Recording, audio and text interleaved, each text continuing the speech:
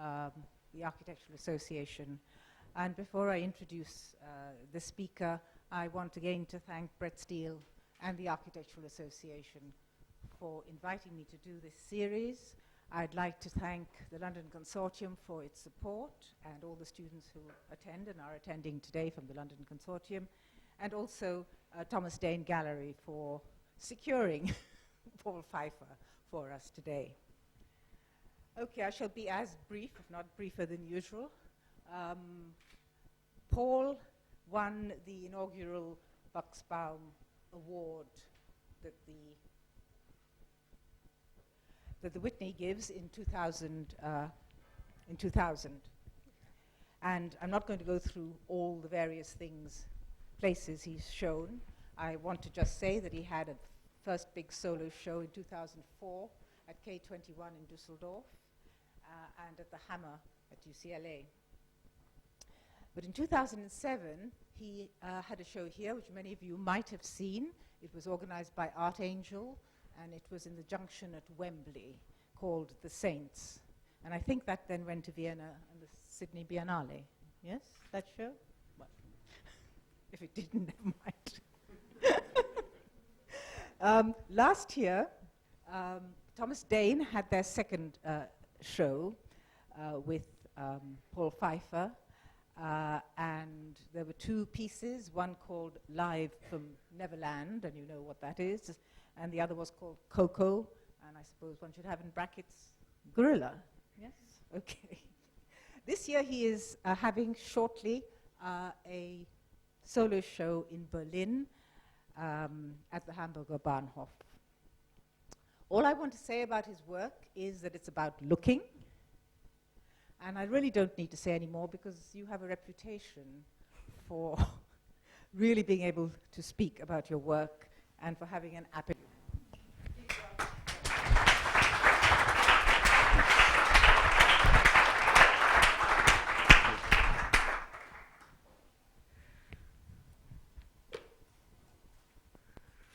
Thank you, Parveen. No, that's not a mic. I'm wearing a mic. So I'm going to actually try to say as little as possible. This sounds so loud. Sorry. But maybe I'll just, for starters, say that I am definitely interested in what I would call it, like TV culture. And I've been playing for about 10 years with images culled from TV and from movies, mass media sources. But in the end, I'm less interested in celebrity or with pop culture itself. And in a way, when I think of TV culture, I think more broadly about the way that mass media and cameras, the relationship with people and how it conditions how people think about themselves and behave. I'll calm down as I'm like showing the slides, so I think I'm going to go right into it. I'm kind of skipping all over the place in this presentation and not following any chronological order, but what I hoped would be just kind of an engaging sequence of videos and images from the past 10 years. And here we go. This first piece is called The Long Count, and it's from 2001.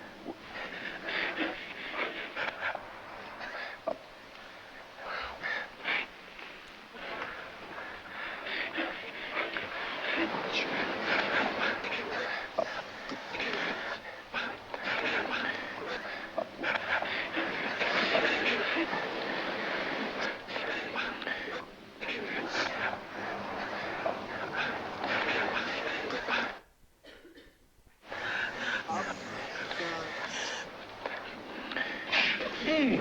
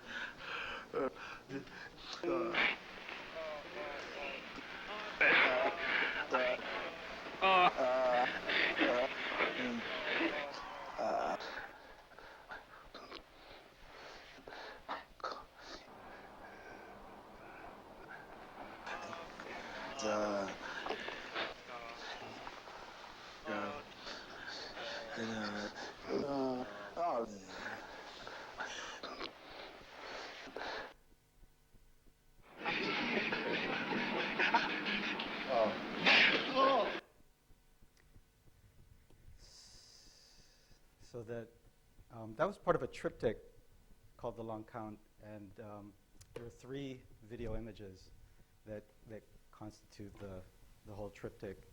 Each one is drawn from a fight of Muhammad Ali. From throughout his career, this one was a Thrilla in Manila against Joe Frazier from the 70s.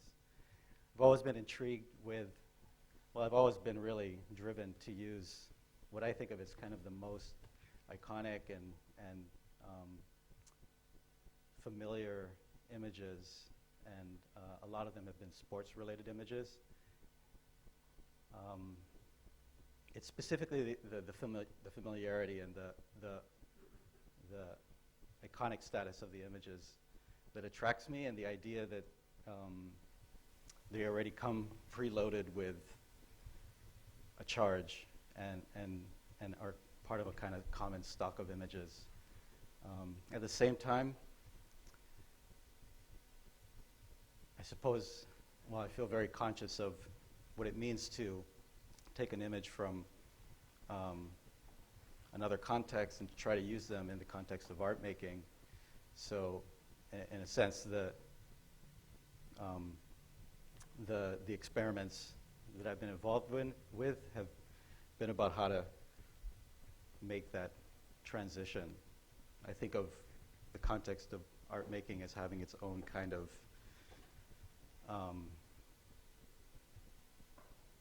rules or expectations, and that ultimately a thing, even if it intends to be familiar and to draw from other sources outside of art, somehow must be made to fit within what are naturally kind of the expectations of an art object. What makes it different from an image that you see on TV.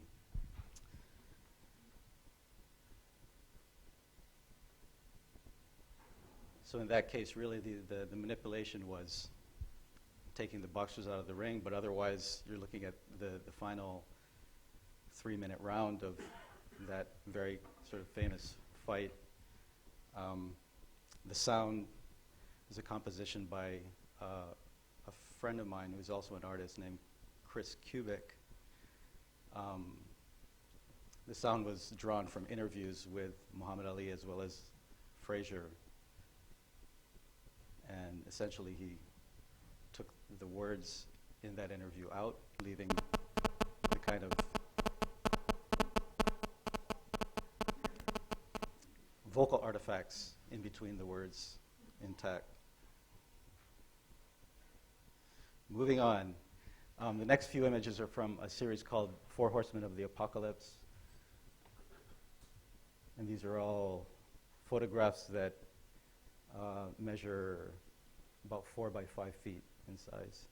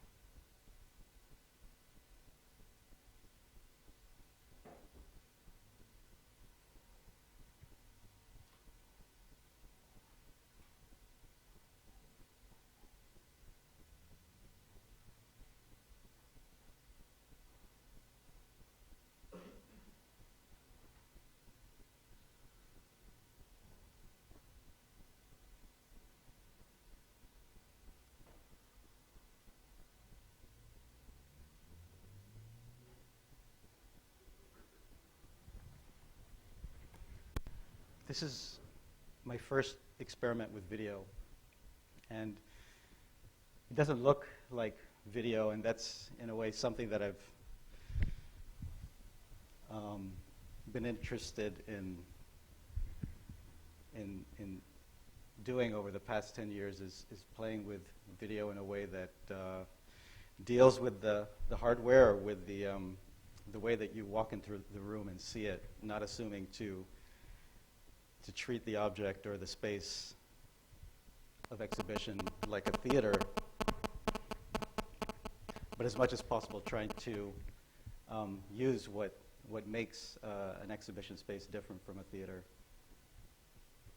So you're actually not seeing the video yet. This is a diorama that's about 5 feet high.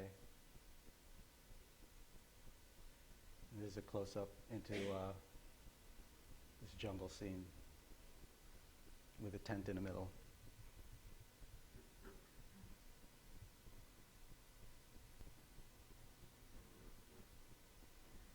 This is the video part of it, and the relationship between this image, which is essentially a video image that doesn't move. The diorama is in one room, and the projection is away from it in another room. And the diorama is connected to the screen by a little surveillance camera that's positioned somewhere in the trees. I suppose it's an attempt to tell a kind of a simple story. To me, the tent has immediately, as generic as it is, the connotation of human being in a situation where they're not at home. And the surveillance camera just simply provides what would be a view from inside those miniature trees, but projected quite large. In the exhibition setting, the screen would be maybe like twice the size of this screen.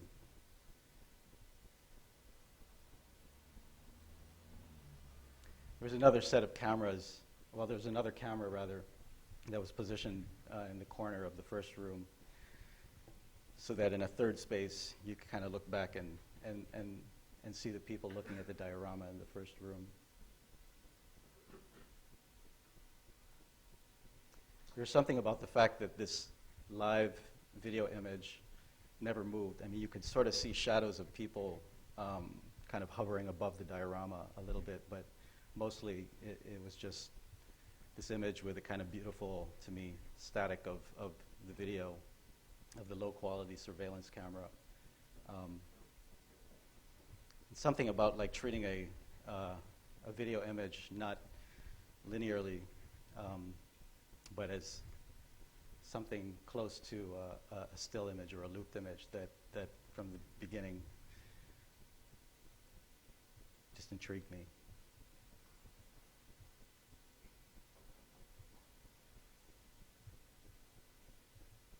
This is another video from about the same time called, I believe,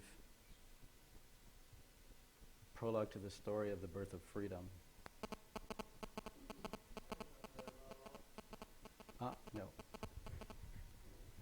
This is actually a piece called Dutch Interior. And what you're looking at is video documentation of an installation that grew out of that first, of that piece perspective study. In this case, you're seeing a projection on a large wall in a warehouse-like gallery space.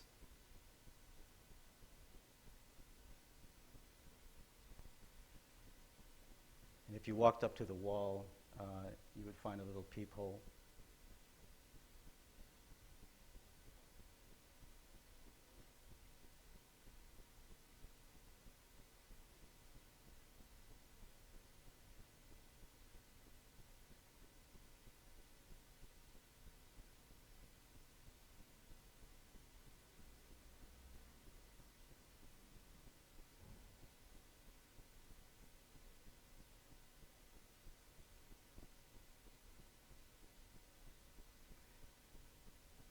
So that stairway is actually referencing a very particular interior from the horror movie Amityville Horror. And there's something about that movie that always stuck with me, and it's the camera work. Some point, it occurred to me that what happens with the camera work in that movie is that the camera often assumes the position of the devil. And then, in fact, throughout the movie, there's this play of a kind of dialogue through camera angles happening, a kind of exchange that's happening between the family that comes into the house and this otherworldly presence that already inhabited the house before they came. And it, as far as I could tell, centered around this staircase, with usually the devil taking the position at the top of the stairs, and the family essentially coming into the house and walking up the stairs to make it their home. And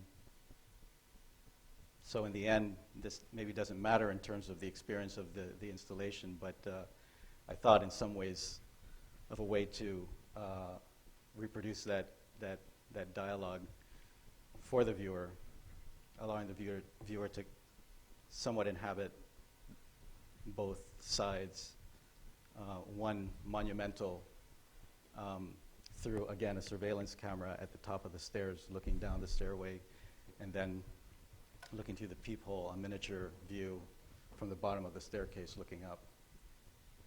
Sorry, I don't quite understand the mechanics of that. Could you explain? I can understand from a video screen that it's got a hole in the middle, and so when you look through, you're looking up at, but what are you actually looking at on the other side of that? Can you explain Sure. that to me? Because I don't quite understand. I'm just going to show it again.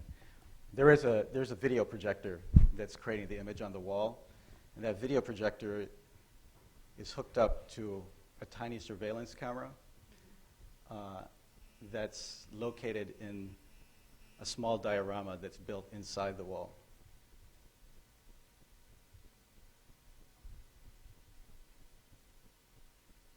So again, the image doesn't move, and if you shook the wall, you would see the chandelier sway a little bit.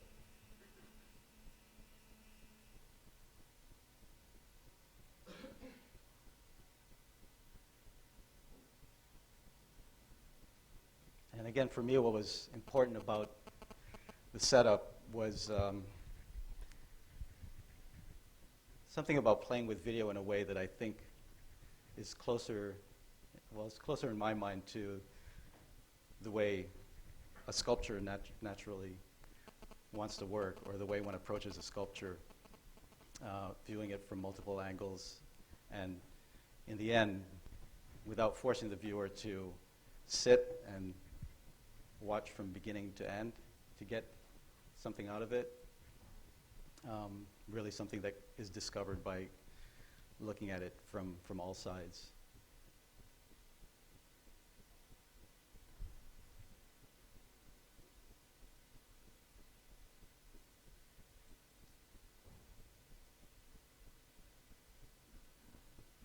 This is going back even further.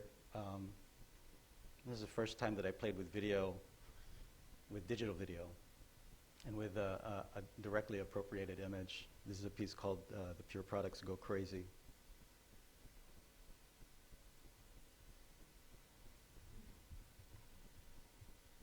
It's difficult to show the way the piece exists physically. So I'll tell you, it's got a very specific armature with a very small video projector that comes out of the wall sort of like this and projects an image that goes right back onto the wall, maybe like 3 by 4 inches. So really tiny, and again, I like the idea that for one, you would have to be at a very close viewing distance to see this image, and another thing is that that image was made to loop indefinitely. So again, almost like a still image, it's really up to the individual viewer to come up to it and look at it and move away from it at will. And in some ways, that condition of video otherwise of having to reproduce a theater for the viewing of the work is avoided, and something more like the freedom that a painting or a sculpture that a painting or sculpture allows to not impose the viewing condition, but to let the viewer decide. Was a kind of a key idea for me.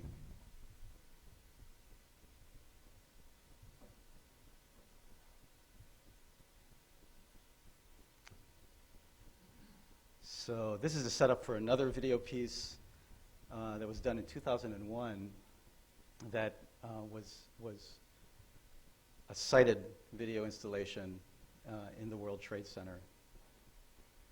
It was commissioned by the Public Art Fund in 2001, and it was a 2-phase project.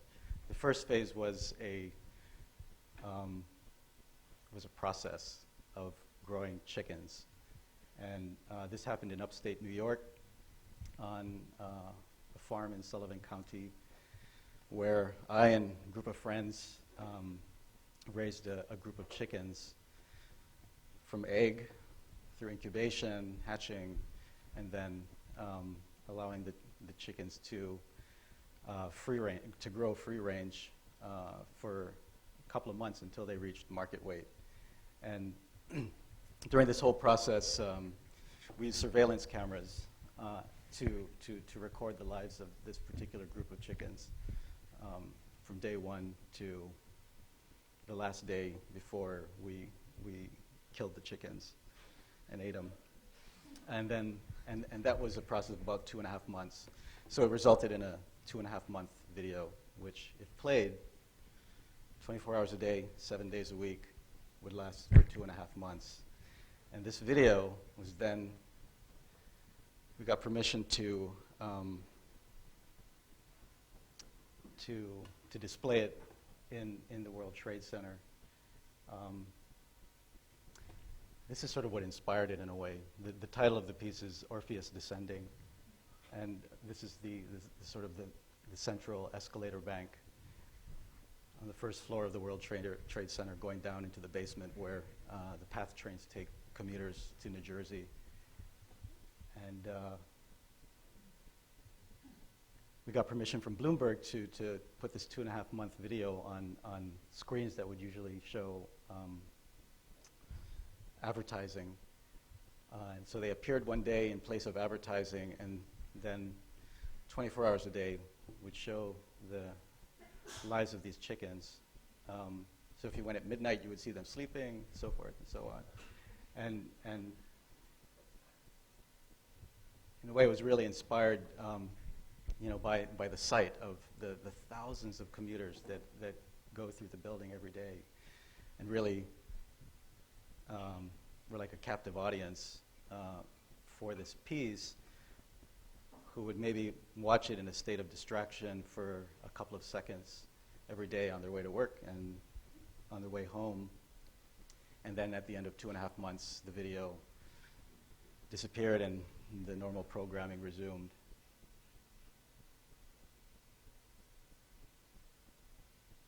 These are actually just images off the internet that I found to show you the site. And there's one of the screens. There's another screen. So what I prepared is a program of highlights from the 2.5-month video.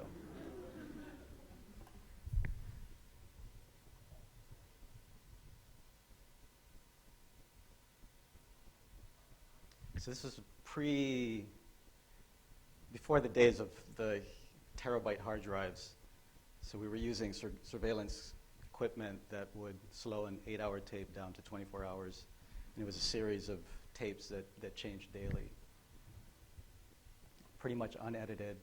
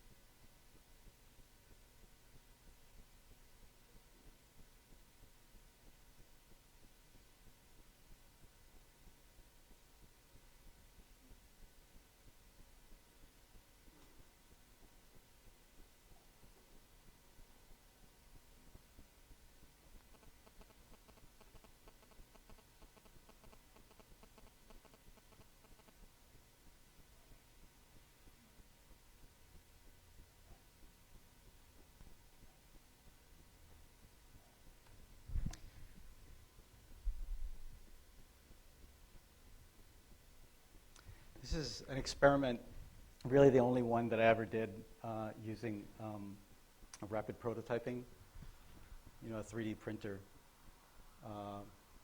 It's a piece called Poltergeist. And the way I thought about it is that it was an object that had a relationship with both film and with digital media as well, I guess. In that the references to the movie Poltergeist and the scene where the Poltergeist, the movie of suburban uncanny, ghosts inside this very mundane house in suburbia. And the first moment where Mom realized there was something strange was when she was in the kitchen and turns around after feeding the kids, and all of the furniture in the kitchen, just like in the blink of an eye, was stacked on top of itself magically. And so just based on slowing down that scene of the movie, I kind of got a handle on exactly how the furniture was configured on the table, and made a 3-dimensional model of it, and sent the file to a company in Los Angeles that had the rapid prototyper, and they built this object. In a way, to me, the process of it, in a way, it's kind of a nerdy digital process piece, and that when you see this printer working, it's pretty strange. It's a block of plastic powder, and lasers come down and, based on the coordinates of the 3D model, sinter the powder together and builds it within this block of plastic powder. And at the end, the box is removed and all the excess powder goes away and this three-dimensional object is left. So then it was mailed to PS1 where it was originally shown and sort of turned up the day before the opening, this object that human hands basically never touched. I thought of it this way. And it's tiny, maybe about 10 inches high.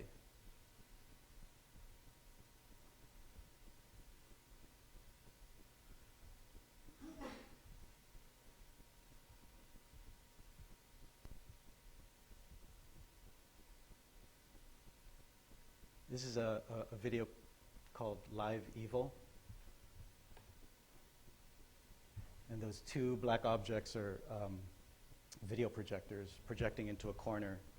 So between the two edges of the corner, it creates one image. It's about eye level, and these projectors, again, are quite small. And I just like the idea of having the hardware sort of be between the viewer and the image, almost like this kind of mediating, like really, rather than hiding it, having the hardware really be there as a thing kind of mediating between you and the image.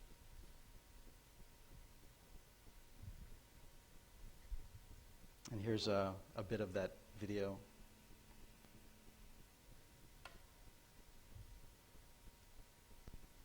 I'm having a little bit of a problem with a kind of jerkiness to these video images. Usually they run quite smooth, but I'm showing this out of PowerPoint.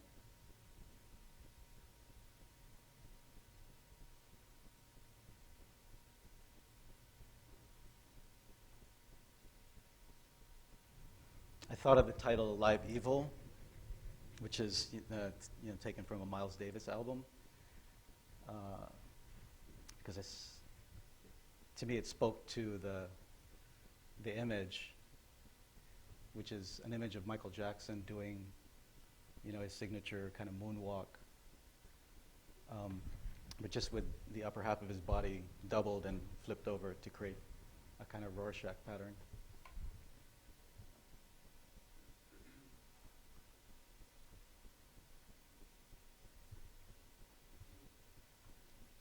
This is a sculpture called Vertical Corridor, and what you're looking at is a big white wall with a little aperture in it, about 1 inch square.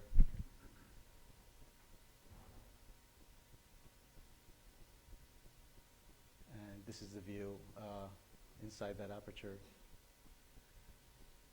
which is really, so you can't see the object except through that peephole. And it's the whole thing is somewhat like what do you call that? Periscope. That you're looking in the wall at a mirror that's at 45 degrees, and then up the wall, although it appears as though you're going far back in space into the wall.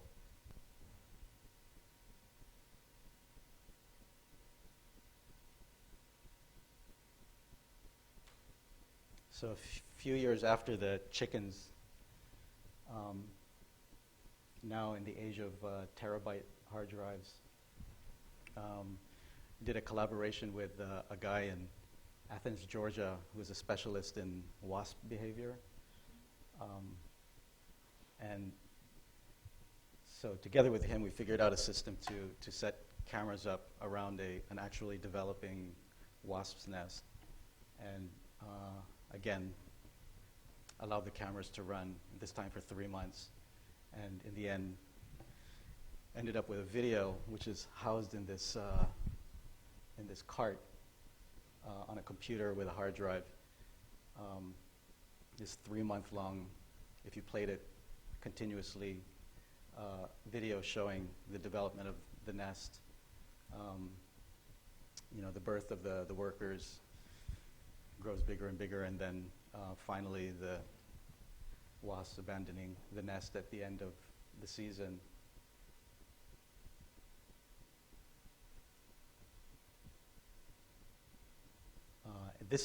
So this was not made to exist in a site where people were coming through every day.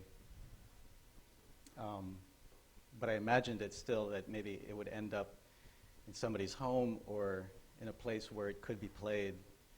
I always hoped that it would end up in a domestic setting. The idea that the wasp being another animal like chickens that usually exists around human habitation, and in this case would be a poisonous creature that you would avoid. But through this video you would get to see close up in a way that you would otherwise never get to see. I also like the idea of physically having an object that represented a 3-month video, which essentially you would not be able to see otherwise, unless you were crazy enough to watch it for that long.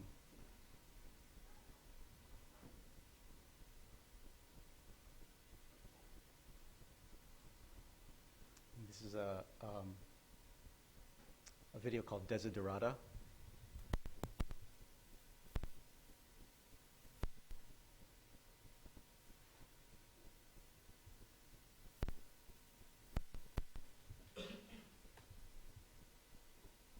And here's the video.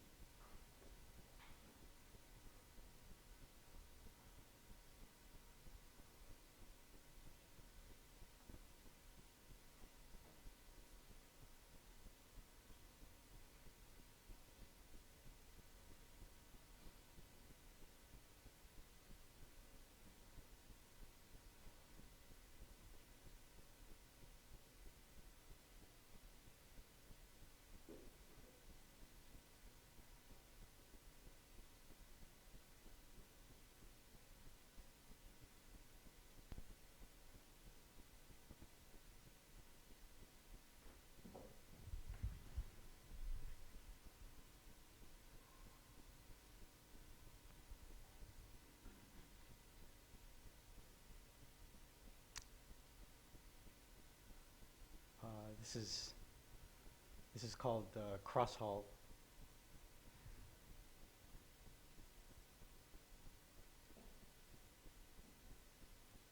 It has the same structure as Dutch interior, but in this case the back of the wall is open.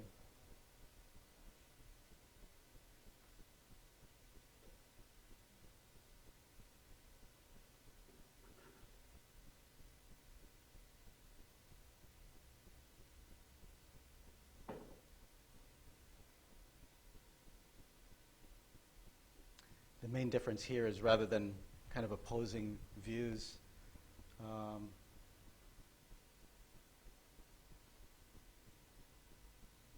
Looking down, this is the central hall of the White House, where state of the nation addresses are given. And there's a room called the Red Room that comes off of that hall. So through the projection, you have kind of what the camera sees when you see this image on TV. And through the peephole is a view of the same podium, as though you were standing at a right angle inside the Red Room.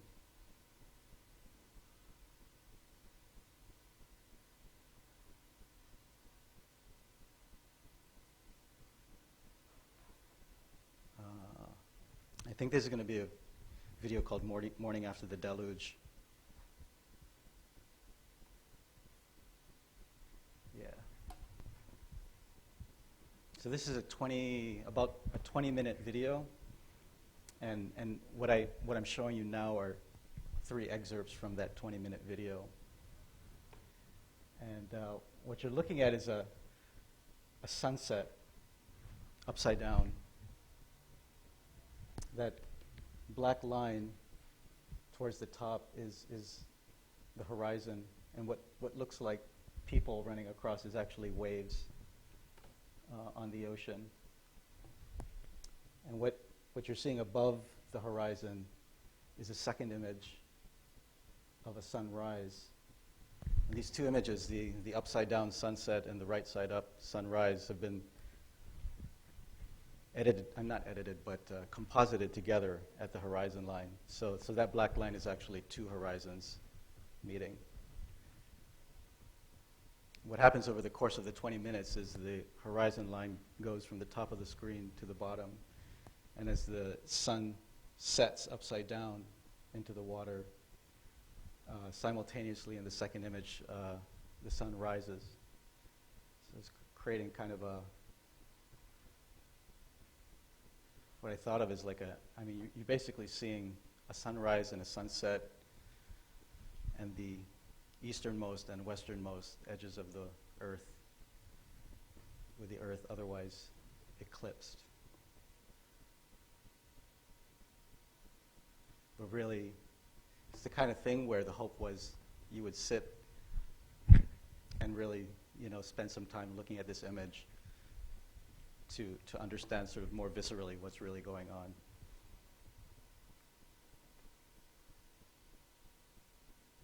And again, essentially all of the movement in this image is so slow. The sun moving towards the horizon happens so slow that really the only kind of fast action that you see in this 20-minute video are birds flying across, and the motion of the waves on the horizon.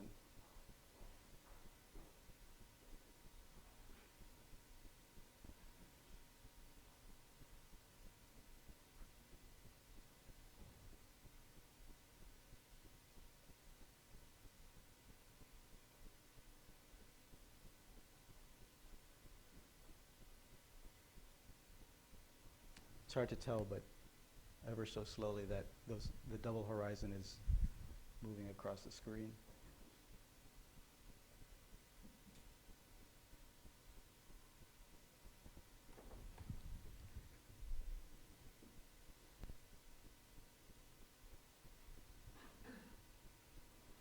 This is an installation called Study for Jerusalem. And these 3 objects are based on Quonset huts made of wood, and inside each of them there's a video installation going on. That's an interior of one of them. So really just viewable through these kind of little doorways looking into the interiors.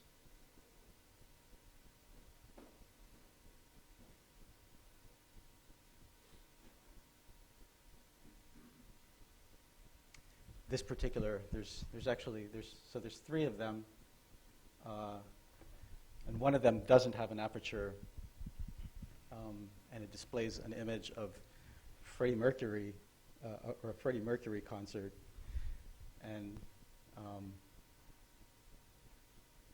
there's a projection which you can't see in this shot, which gives you kind of a view inside. So again, you're looking at a projection of Freddie Mercury, and it's this moment in many of his concerts when he does a kind of a call and response with the audience, without words, just musical patterns that, with every call and response, becomes a little bit more complicated. And somehow I kind of intuitively chose this scene for this installation, which is very hard to represent. I did want to show it because it represents another kind of experiment with how to show video in a fully lit room, basically. And what you can't see here is the sound element, which really filled the space. And what's going on in this space, you can see images of a crowd. This was documentation of a process that took place in Manila, in the Philippines, in which a group of about 1,000 people in a theater did rehearse that call and response with a recording of Freddie Mercury's voice. This is a couple of years ago. And working very intuitively, I was intrigued with the idea of taking Freddie's voice and taking it to a whole new context, years after he's gone, and reproducing that same, to me, kind of enigmatic call and response.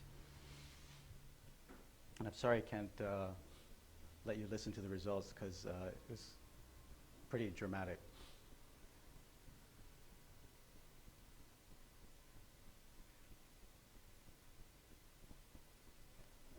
This is a 3-channel video piece called Caryatid.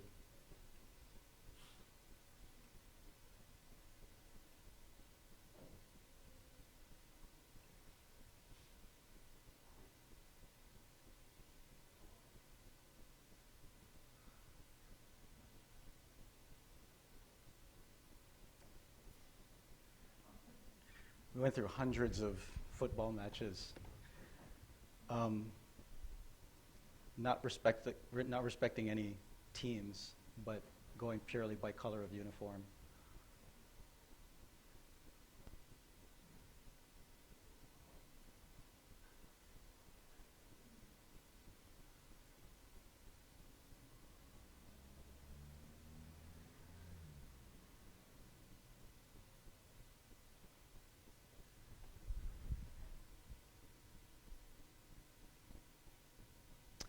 And these are some images from the piece that was at Wembley called The Saints. And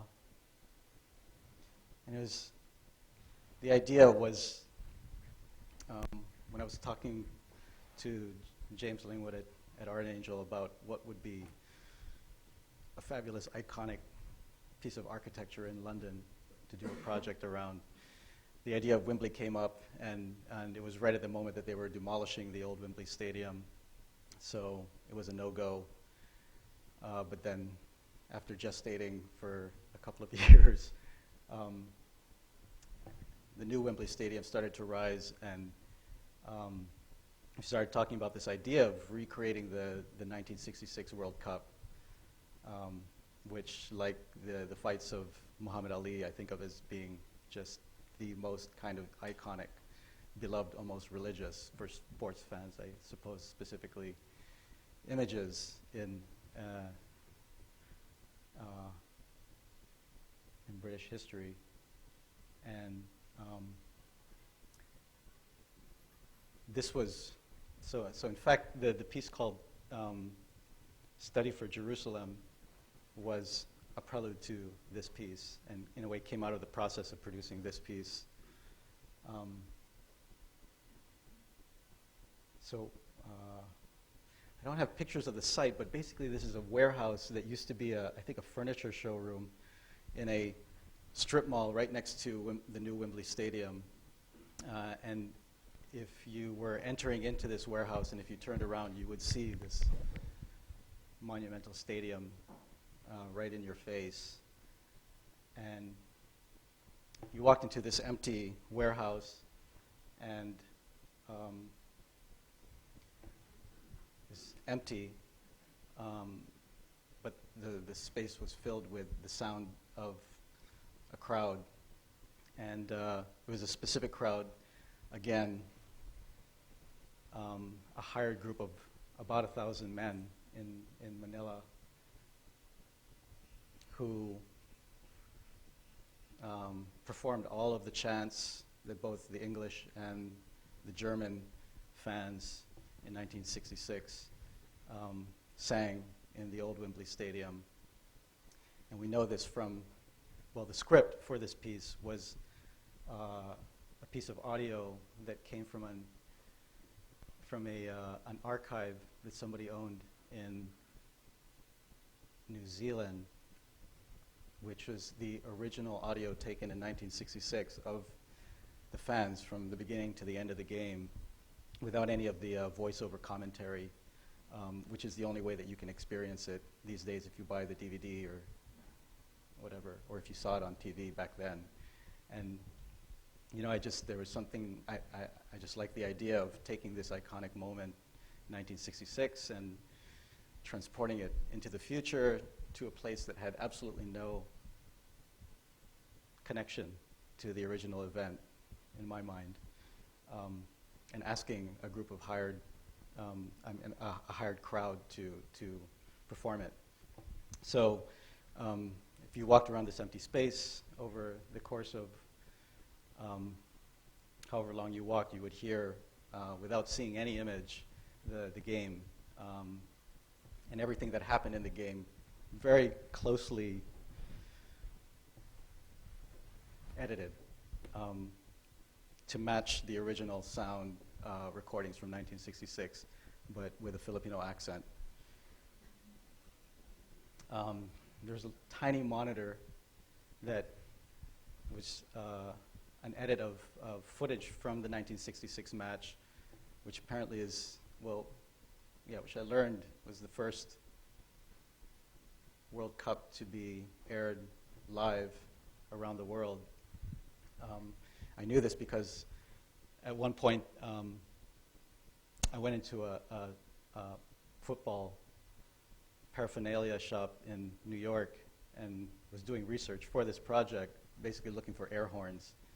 And the guy, when I told the guy at the counter what I was doing, he said, "Oh, you know, I was there watching the game in 1966. Apparently, they'd set up a big screen in Madison Square Garden where fans in New York could watch it live."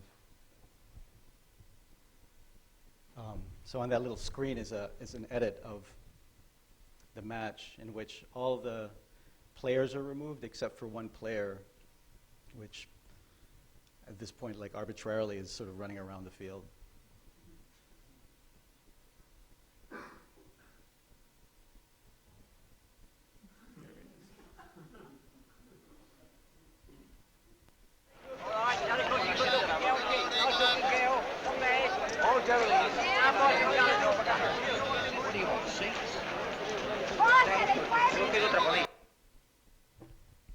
What you're seeing now is what's inside that white room, which is the only thing really in the space. If you walked around the back of it and entered, there's a double projection on one screen showing you the 1966 match, and on the other screen showing you the documentation of the actual recording sessions in Manila. So I was thinking I would actually play a little bit of it. This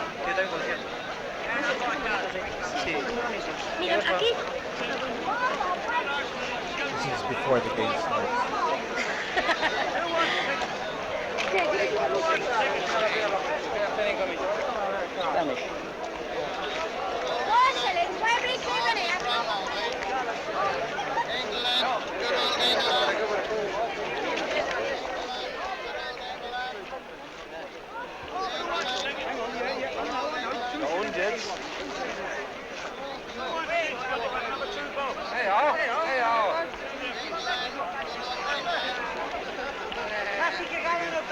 del mundo, casi, casi. Ganaban 3 partidos. No, ganaban 3 partidos de más y eran campeones.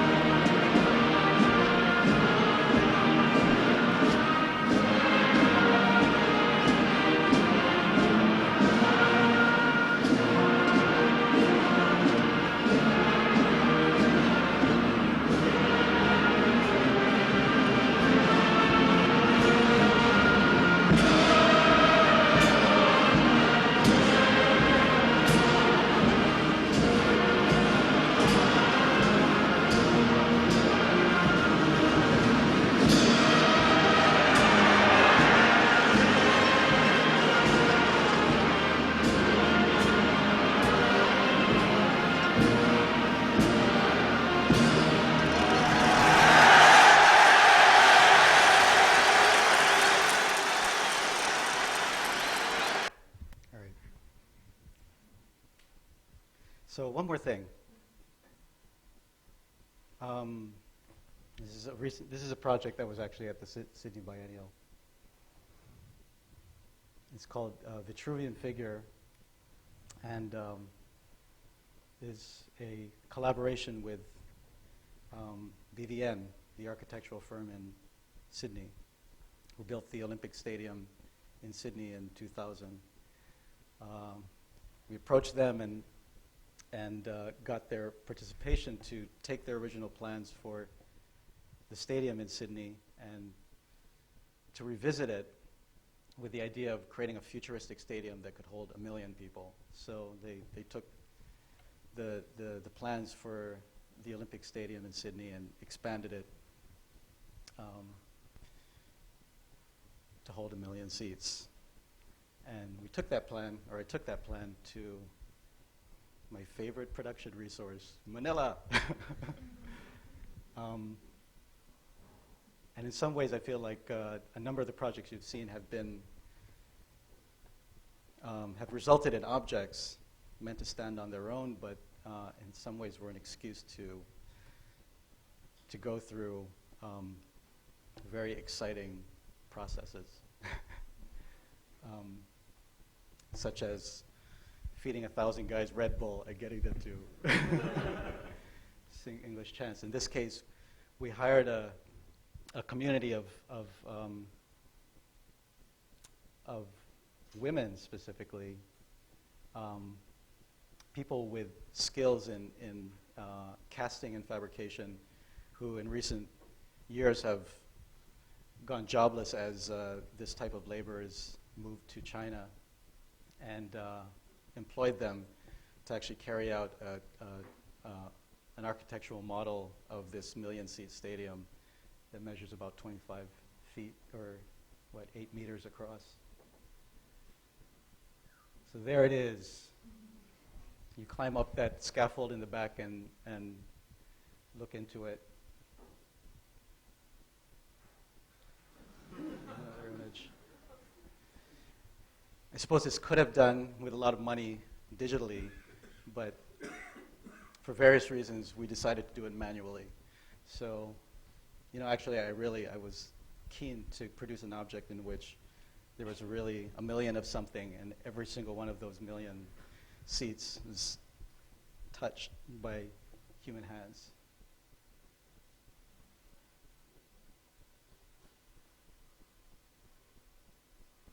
And what we got at the end, aside from this monster object, was rolls and rolls and rolls of what was really my favorite part of this whole piece, and that was the production of it, which took about 6 months and culminated in this amazing scene in a factory with about 100 women all creating this giant piece of jewelry, basically. Really close up.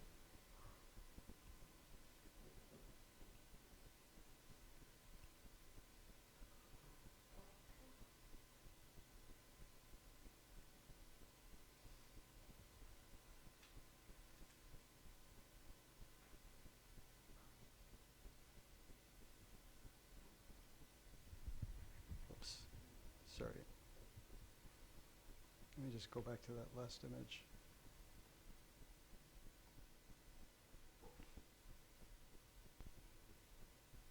It was, the whole thing in a way was a very close collaboration in the end with a particular guy named Jeremy Giab, who, when I met him, was making his money doing knockoffs of modernist furniture. But he had a background as the mayor of a small town in Mindanao in the south. So he was kind of the perfect person with both kind of technical skill, very inventive, with metalwork, woodwork, and with casting, but who also knew how to, feed and organize this army of people that in the last few days worked around the clock to get this thing on a ship to Sydney. Although they never got to see the finished piece. And I'm going to end here. Thank you.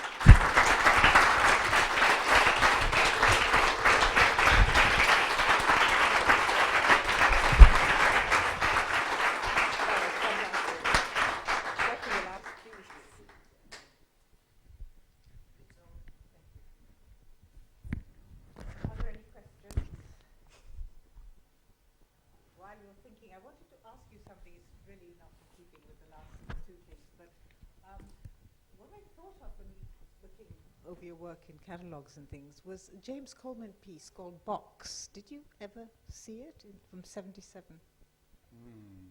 You did? It's escaping me right now. It's some famous boxing fight, and the characters aren't there. You actually just see several frames of white and then several frames of black, and it alternates. But you hear even murderous, I'll get him, etc. Wow. You know, but you're hearing a soundtrack, and it just Well, somehow surfaced from years ago in my head, and I wondered whether you'd seen it. I mean, it's doing different things, sure. but nonetheless. Well, you know, I definitely I'm spacing out on this particular reference, but I do feel like there is a really interesting history of images of sporting events in contemporary art as well as art history, and to me in some ways it makes sense, particularly boxing and now basketball as well as football, because to me these are the sports where you get to witness the human body almost naked in a very intense way. You know, and as much as you know, there's a history of figuration, I feel like this is, to me, you know, both because of the connection with a much wider spectatorship of art fans and non-art fans. You know, there's this history of figuration and a way of fascination among artists with sports figures and their kind of perceptual skills. But it's also very, it works. The count, was it the very first thing you showed us? Yes. The absence works fantastically well, because the ropes are really terrific. I mean, as they sag Thanks. and move and so on. I think probably that's what made me think of Box. Have people worked out their questions? Yes. The last two pieces that you showed almost seem like companions to one another. Like you've got the men, and then you've got, you know, the men on that and the women on that. And the two of them together seem to very explicitly be reflecting quite ironically on labour relations, on globalisation, farming out of labour, in a way that feels, I'm just trying to sort of trace a kind of a sort of lineage in your work. I'm thinking, is this a new thing, or is there a way in which I could actually track that back to thinking about Muhammad Ali or you know, whatever it was in the mirror, the rugby, Yeah. you know, so is sport about kind of paying other people to do your dirty work for you as well? I guess I'm trying to think, you know, is this a new preoccupation, or is it actually continuation of Well, ongoing yeah, and one way, the connection I would make would actually be to the editing process, since those, the early videos are all very much manually produced, not by like a big crowd of people, but by individuals working hours and hours and hours. That first video, which lasts 3 minutes, took something like 6 months to edit, because you know it's using rotoscoping and what amounts to, you know, slightly faster version of cell animation, and yeah, in some ways, you know, I at the time I thought of this type of editing as being less like the kind of linear editing that a filmmaker uses, and actually a lot more like painting, in that there's this almost like lavish kind of labor that goes into every single frame in order to produce that disappearance in the end. I know that's different from what you're talking about.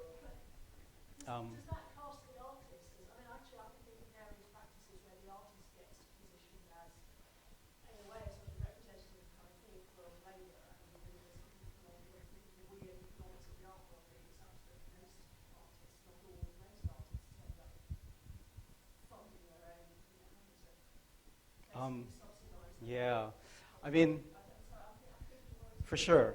I mean, I feel like in general, I'm really interested in how technology and, you know, and cameras and all these things that are so kind of familiar and common that we take them for granted really, you know, provide the framework for living. You know, in some ways I feel like I think about architecture in relation to systems more than buildings per se, and that, you know, in fact, to the extent that I'm still doing these kind of very labor-intensive editing pieces with video, I have actually outsourced now a lot of it to a particular editing business in the Philippines called Artforum. And, you know, I very much like the idea that, well, you know, there are ways that those videos could have been produced to be much more seamless. But in the end, you know, in some ways, there is really this question of how to display the process in a way that isn't just pedantic or you know, or just, you know, really cumbersome and boring. And in a way, you know, the idea behind making that object was that it literally encodes all of the hours of human labor that went into it while the people disappear. And in a similar way, you know, if you look closely, I could have showed you a lot more of those kind of videos that were very kind of like closely edited. But I feel like when you really examine those videos, in a way what you're looking at when you see ghosts are all the failures of the human hand to completely erase those elements. So in a way, again, encoded in those images is all the labor that went into it. I feel like there's a piece in the future where maybe that's kind of actualized in a even more direct way or dramatic way. I don't know. There's a question right at the back. Yeah, that piece shown at the World Trade Center. It's quite amazing that you showed it in 2001, and you didn't mention the attacks on the World Trade Center and the pictures that are documenting, you know, the escalation. I would assume that quite a few of these people would be dead. So Possibly. my question would be, was that a deliberate choice that you not talk about? Well, you know, yeah, really, it was kind of uncanny. The piece started on Easter Sunday, 2001, April 15, and then ran for 2.5 months. And you know, I negotiated with the Public Art Fund to not provide any or as little as possible context for the image. You know, I like the idea that without explanation, that image would appear and people would probably not even pay it any attention until week 2 or week 3. I wasn't there myself, and I wasn't interested in like handing out, you know, surveys about what people thought. But I know that the assistant who changed the tapes every morning, by the end of the 2.5 months, was regularly being engaged by people who were stopping to talk with her about the image. Yeah, so I mean, I thought of it as being in a way like a juxtaposition of 2 life cycles, one human and one animal, in a way that you know, just capitalized on what was so specific about that setting. But beyond that, I really like the idea of letting this thing happen like an experiment and take its course and for it to, in a way, remain a mystery about, you know, what it was about or what people got out of it, if anything at all.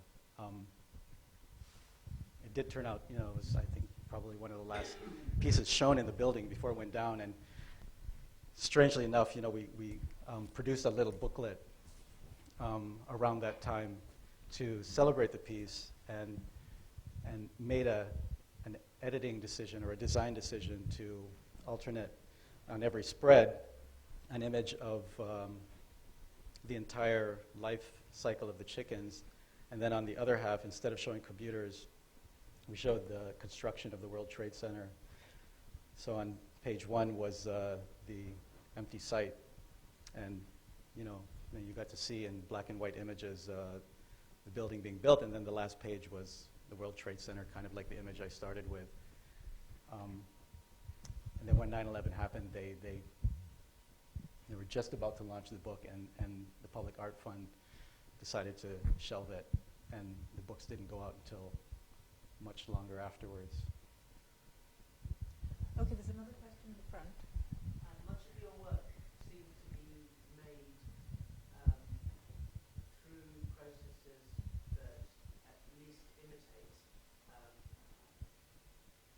guess, global patterns of trade, maybe even global patterns of trade or manufacturing. Are you interested in that being part of the work, or is that just how the work gets made? And if it is part of the work, does it operate as a critique in the work, or is the work simply replicating this pattern? Yeah, no, that's, well, I mean, absolutely. I'm totally interested in, the historical implications and the implications today of technology and social forces on, individual freedom and individual behavior. And to me, a lot of these things are, I feel like, usually talked about in a way that makes intuitive sense, but I feel that what's really happening often is really counterintuitive. And in some ways, I feel like the problem of creating an object that somehow speaks of these things is to find ways to override the most intuitive reading of things to really get to a more complex sense of what's really happening. So, for example, with the saints, there was like an obvious idea at the very beginning to reproduce the sound of the crowds in India or in a place that was a former British colony. And the decision to do it in the Philippines was specifically to try to activate, a sense of the colonial history without pointing to it too directly and too, didactically. So for me, it was very important to do this in such a way that a kind of awkward link was being made between two contexts that had, sort of no historical connection. But that in some ways, like just automatically, activates kind of the sense of otherness and of power relations that exist historically. Okay, there was somebody right at the back, and then after that, just one more question. Firstly, thank you for the lecture. For me, there's something very inappropriate about your work. Inappropriate. I mean, Can you stand up and talk, please? Yeah. Yes. much of your work you're dealing with the absence or the incomplete or inappropriate of a thing. And maybe it's an inappropriate question as well. Because thank you. Because much of your work you use references, and you kind of pick up an object or an event, which is mostly most of us have a connection to, and you start to take out certain things or manipulate it, let's say, to make people revisit or kind of go beyond what they, the expectation, what they view about the object. My question would be, what is your view in dealing with absence and the inappropriate, but more intuitive level, which is not based on a shared knowledge, but something more direct, something like sense, experience, or, you know, not based on a kind of mass media image, let's say. Because I find it very related to architecture, the way to deal with absence and to kind of engage the viewer and make them to complete the meaning or the image themselves. But I think maybe for architecture, maybe it's much more difficult because you cannot view architecture as a remote object, but you always kind of inside or within architecture, let's say. But if you're dealing with some intuition or sensibility, maybe it's a room for us architects, because maybe it's more dealing with more direct, more physical, and maybe more with time, let's say. Sorry. Yeah, well, Thank you. I mean, one way I think about it is that somebody gave me this idea once that this is a museum curator who was saying in their education department they have this graph that they use to internally with the staff as a training having to do with like how to bring audiences in and hold their attention. And this is a graph that's like a bell curve showing a kind of like a, what do you call it, an algorithm of public interest in things, or like how people consume and, yeah, consume images and things and art. And, you know, it starts out with just enough information kind of at a low level to get somebody, to pique somebody's interest. And then the interest goes up, and then at a certain point it reaches like a high mark, and then it drops off again.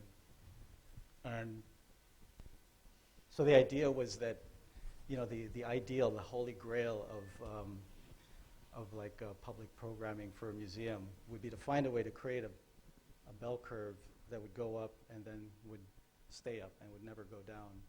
And, you know, for me, this is kind of like the holy grail of for every artist too, you know, because it's quite a brutal process how quickly things get consumed or categorized or identified, and then it's sort of like the gig is over and attention moves on to the next thing.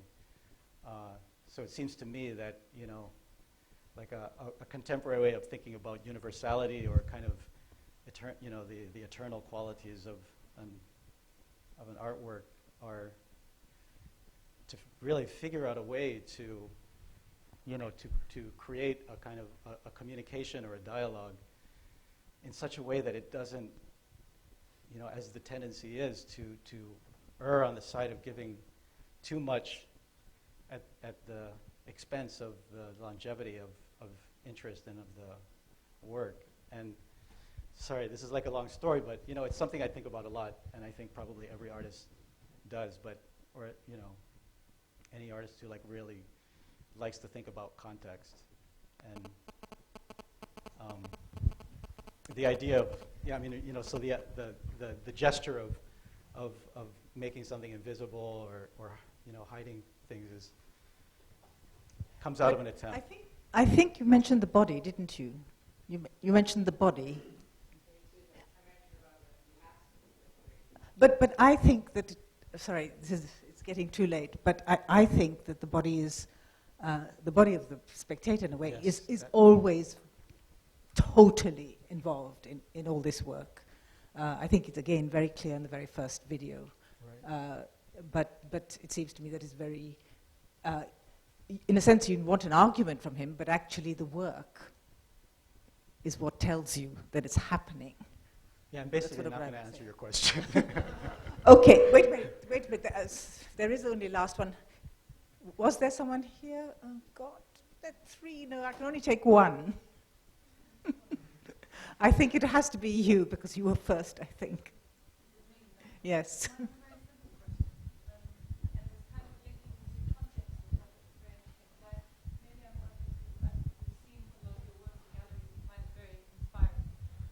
But one of the main things that seems quite important is that as a viewer, you don't tell there's no printout that tells you what you're looking at. You kind of sit and figure it out for yourself, which is a very empowering thing to do in a gallery, and it's quite rare. So my question was really how you work with curators or gallerists and stop them from making instructions or printouts or explaining too much. I thought that was mostly a problem in the U.S., where everyone is so obsessed with, like, democratizing everything and over-explaining. But I mean, in a way, one model indirectly I think about is advertising, where so much is communicated and in such a targeted way without captions. And I don't consider myself an advertiser for any product, but to me that totally illustrates the fact that whether you speak about something or not, the thing speaks. And the trick is really to find a way to harness that, because in a way, like, the caption is beside the point. It's either something speaks or it doesn't speak, and the job is to find ways to build a relationship with the material so that you understand what is already speaking and use it. Okay, I'm sorry, the discussion obviously could go on. I'd like it to go on, but I think you've done hard work. All right, can we thank Paul, please?